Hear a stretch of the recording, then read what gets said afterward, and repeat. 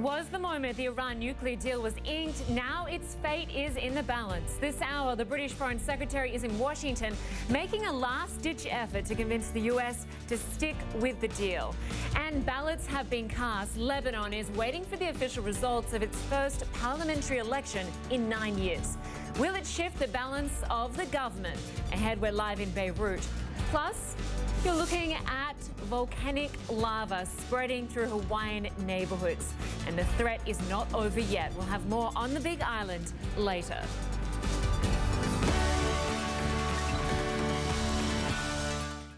Hello and welcome to Connect the World. I'm Lynda Kinkade in Atlanta, filling in for Becky Anderson. Good to have you with us. We're just 5 days left and counting. The clock is ticking on Donald Trump's decision on whether to stay in the Iran nuclear deal. And today, Britain's Foreign Secretary is in Washington to make a last-ditch appeal. Boris Johnson has just met with the new US Secretary of State, Mike Pompeo, and will continue discussions this hour. Earlier, Johnson appeared on Mr. Trump's favourite morning news show to send the president a message, acknowledging the agreement has flaws, but he insists there is no better alternative.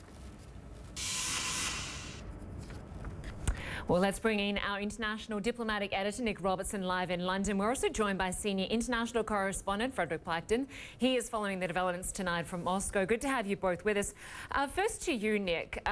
Interesting to note that after the French president, we now have Boris Johnson appearing on Fox and Friends to speak directly via television to the US president. What sort of case did he make? He said, don't throw out the baby with the bathwater. What he means here is that the JCPOA, the deal as it stands, is still the best deal. And this is what he argued on Fox and Friends, and this is what he argued in a New York Times op-ed, that deal gives the international community the right for continued inspections, that it's been effective so far, that it's cut down the number of centrifuges for uranium enrichment that Iran has. It has monitoring to make sure that they don't break out of that. It's lengthened the pathway to make a bomb. So this is all his effort to do that. He perhaps chose Fox and Friends because, as Foreign Secretary, he's not a head of state, so he's not going to be meeting with President Trump, but he did want to get his opinions in front of the president. So perhaps that's why he chose that particular venue to put forward his case.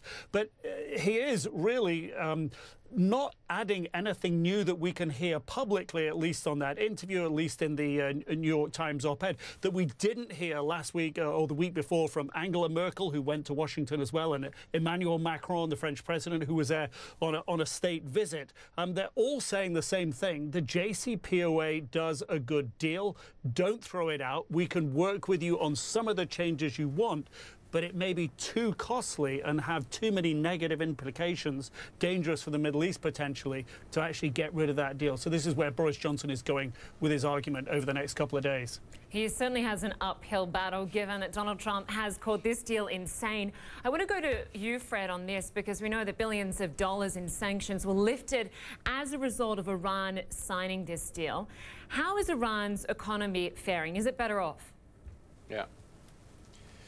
Well, it's not really that much better off. I would say it's really a mixed bag of results after the nuclear agreement was, of course, put into place in 2015. The one sector that has really done well since the nuclear agreement, Lynda, is the oil and gas sector of Iran. They've been able to export a lot more oil and gas than before. They've been building up a lot of their refining capacities as well.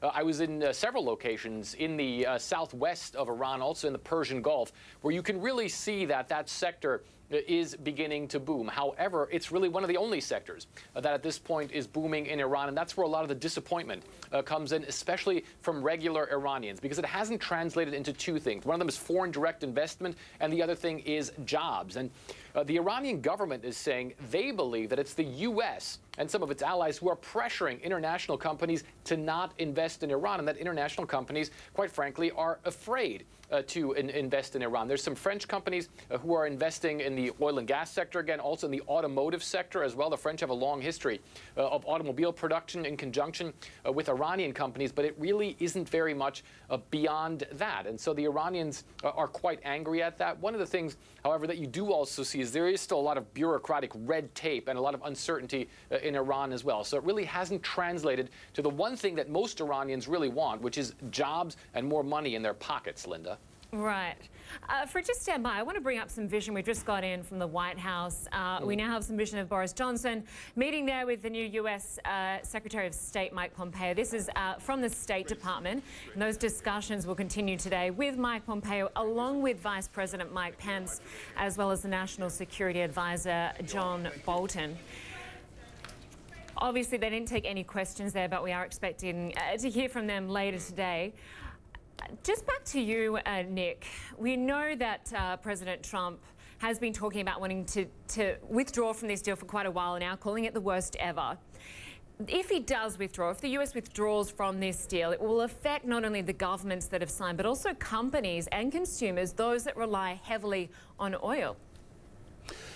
There's a potential for that. I mean, one of the uncertainty that we're seeing over the possibility that President Trump will pull the United States out of the JCPOA, there's uncertainty in what Iran's reaction could be. And this is causing the price of oil to go up over $70 a barrel for about the first time in 4 years. Now, that may be good for those companies, those countries rather, like Iran, like Russia, like Saudi Arabia, you know, who are exporting oil. It may seem to be a benefit, but of course when it goes up, that costs the consumer money. So that is likely to have a negative ongoing impact. Of course, we have seen in the past decade or so the price of oil to be much higher than that. But it's that uncertainty and unpredictability about what's coming that it causes, you know, economic concern over and above the concern that there is. So if the United States was to pull out of that deal, what would Iran do? Would that escalate tensions between Iran and Israel right now over Syria? There's real concerns that that could further escalate into a broader conflict in the Middle East, and that, of course, would have much more serious implications for the price of oil and stability in that region generally. Absolutely. All right, Nic Robertson for us in London, Frederick Plietgen for us in Moscow. Good to have you both with us. Thank you.